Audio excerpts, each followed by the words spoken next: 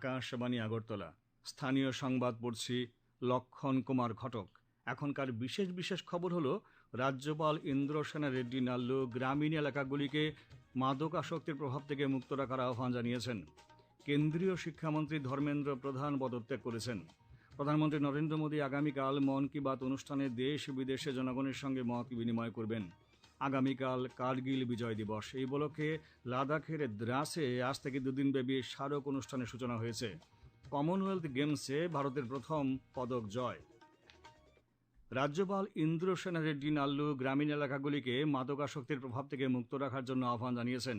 আজ ধর্মনগরের যুবরাজনগর ব্লকে কৃষকদের সঙ্গে মত বিনিময়কালে তিনি এই আহ্বান জানান।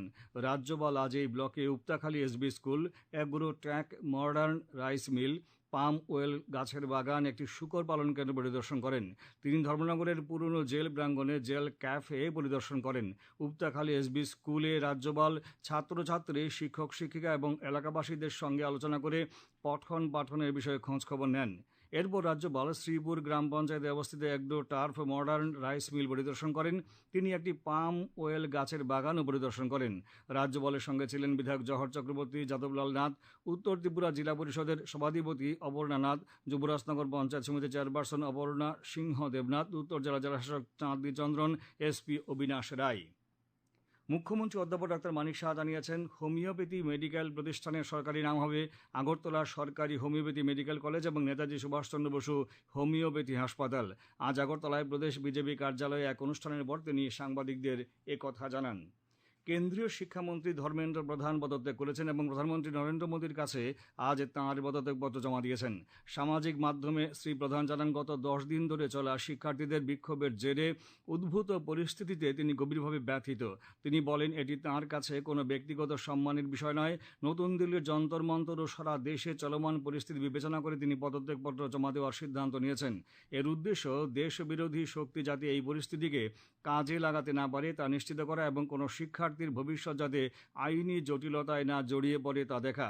তিনি প্রধানমন্ত্রীর নির্দেশনা, আস্থা ও নিরন্তর সমর্থনের জন্য তাঁর প্রতি কৃতজ্ঞতা প্রকাশ করেন। তিনি বলেন, দেশের সেবা করাই তাঁর জীবনের সর্বোচ্চ অগ্রাধিকার।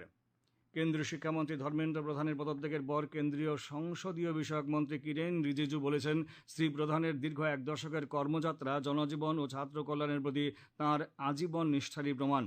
শ্রী রিজিজু তাঁর নিবেদিত প্রাণ সেবা, সংস্কারের প্রতি অঙ্গীকার এবং একটি শক্তিশালী ভারত গঠনে অবদানের জন্য শ্রী প্রধানকে ধন্যবাদ জানান। ভারতের শিক্ষা ব্যবস্থাকে শক্তিশালী করা এবং প্রতিটি সিদ্ধান্তের কেন্দ্রে লক্ষ লক্ষ শিক্ষার্থীকে অগ্রাধিকার দেওয়ার ক্ষেত্রে শ্রী প্রধানের আন্তরিক প্রচেষ্টারও তিনি প্রশংসা করেন। প্রধানমন্ত্রী নরেন্দ্র মোদী আগামীকাল সকাল 11টায় আকাশবাণীর মন কি বাত অনুষ্ঠানে দেশ বিদেশে জনগণের সঙ্গে মত বিনিময় করবেন। এটি হল মন কি বাত অনুষ্ঠানের 136তম পর্ব। এই অনুষ্ঠানটি আকাশবাণী ও দূরদর্শনের সমস্ত নেটওয়ার্ক, আকাশবাণীর সংবাদ ওয়েবসাইট www.newsonair.com ও নিউজ অন এয়ার মোবাইল অ্যাপে শোনা যাবে।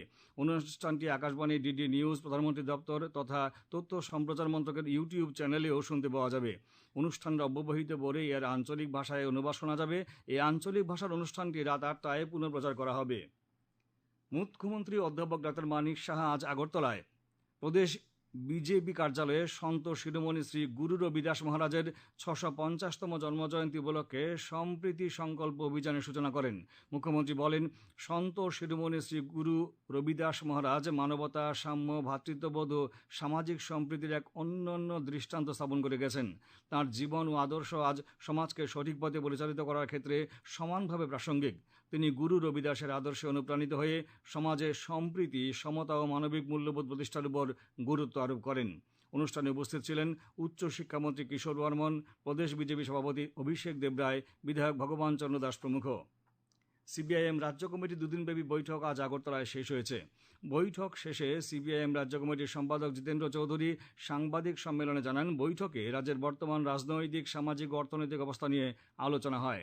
তিনি রাজ্য পুলিশের ডিজি অনুরাগের মৃত্যুর ঘটনা হাইকোর্টের একজন বিচারপতিকে দিয়ে তদন্ত করার দাবিটি পুনরায় উত্থাপন করেন। তিনি অভিযোগ করেন, কেন্দ্রীয় সরকারের নীতির কারণে সারা দেশে কৃষক, ক্ষেতমজুর, শ্রমিকদের স্বার্থ বিঘ্নিত হচ্ছে। আগামী 10ই আগস্ট দেশব্যাপী জেল ভরো আন্দোলনে সিপিআইএম দল অংশ নেবে বলে তিনি জানান। রাজ্যের বিভিন্ন স্থানে রাস্তাঘাটের বেহাল অবস্থা নিয়ে তিনি ক্ষোভ প্রকাশ করেন। সাংবাদিক সম্মেলনে উপস্থিত ছিলেন প্রাক্তন সাংসদ শঙ্কর প্রসাদ দত্ত, প্রাক্তন বিধায়ক সুধন দাস।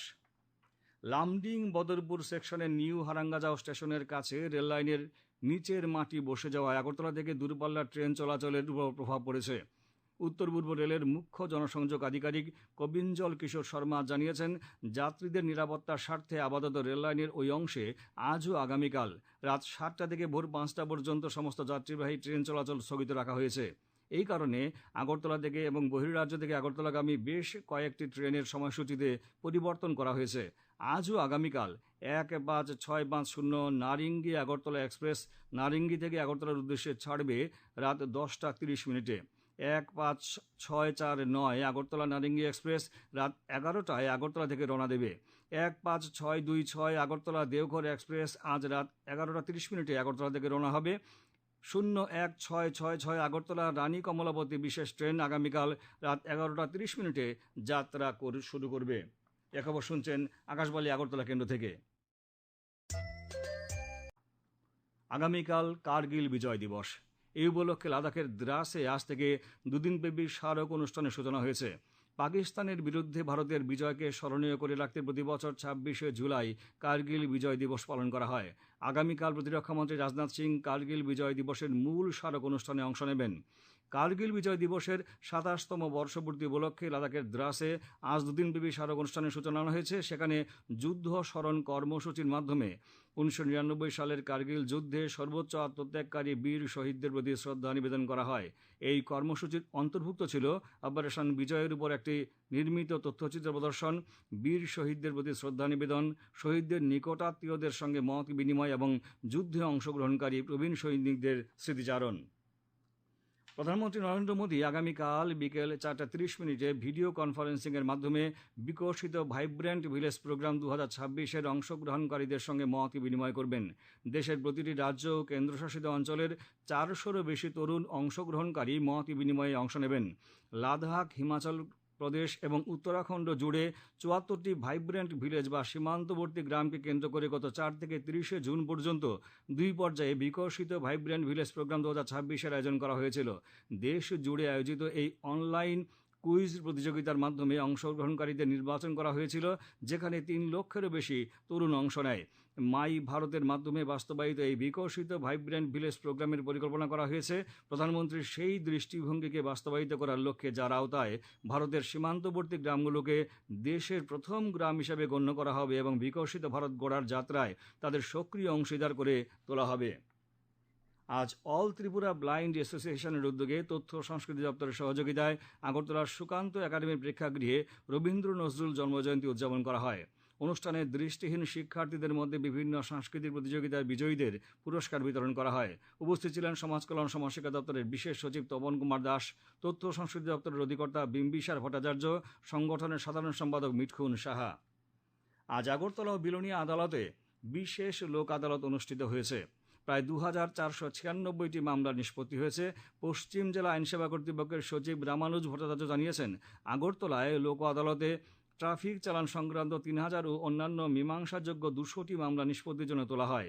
এই লোক আদালতে 1121টি মামলা নিষ্পত্তি হয়েছে। অপরদিকে বিলোনিয়ায় দক্ষিণ জেলা আইনসেবা কমিটির উদ্যোগে আয়োজিত বিশেষ লোক আদালতে 1375টি মামলার নিষ্পত্তি হয়েছে।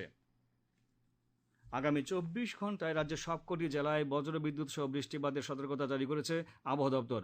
আগামীকাল দিনের সর্বোচ্চ তাপমাত্রা 33 ডিগ্রি সেলসিয়াস এবং সর্বনিম্ন 26 ডিগ্রি সেলসিয়াসের কাছাকাছি থাকতে পারে। আজ দিনের সর্বোচ্চ তাপমাত্রা ছিল 32.4 ডিগ্রি সেলসিয়াস এবং সর্বনিম্ন 25.6 ডিগ্রি সেলসিয়াস। 2026 গ্লাসগো কমনওয়েলথ গেমসে পুরুষদের হেভিওয়েট প্যারা পাওয়ার লিফটিংয়ে ব্রোঞ্জ জিতে ভারতকে প্রথম পদক এনে দিলেন বিহারের ঝান্ডু কুমার। 190 কেজি ওজন তুলে তিনি এই পদক নিশ্চিত করেন। তার এই সাফল্যকে প্রধানমন্ত্রী নরেন্দ্র মোদী অদম্য জেদ ও কঠোর পরিশ্রমের অনন্য প্রেরণা বলে প্রশংসা করেছেন। শেষ করার আগে বিশেষ খবরগুলোকে আরেকবার পড়ছি। রাজ্যপাল ইন্দ্রসেনা রেড্ডি নাল্লু গ্রামীণ এলাকাগুলিকে মাদকাসক্তির প্রভাব থেকে মুক্ত রাখার আহ্বান জানিয়েছেন। কেন্দ্রীয় শিক্ষামন্ত্রী ধর্মেন্দ্র প্রধান পদত্যাগ করেছেন। প্রধানমন্ত্রী নরেন্দ্র মোদী আগামীকাল মন কি বাত অনুষ্ঠানে দেশ বিদেশের জনগণের সঙ্গে মত বিনিময় করবেন। আগামীকাল কার্গিল বিজয় দিবস। এই উপলক্ষে লাদাখের দ্রাসে আজ থেকে দুদিনব্যাপী স্মারক অনুষ্ঠানের সূচনা হয়েছে। কমনওয়েলথ গেমসে ভারতের প্রথম পদক জয়। স্থানীয় সংবাদ আজকের মতো এখানেই শেষ হলো। পরবর্তী বাংলা স্থানীয় সংবাদ প্রচারিত হবে আগামীকাল সকাল 7টা বেজে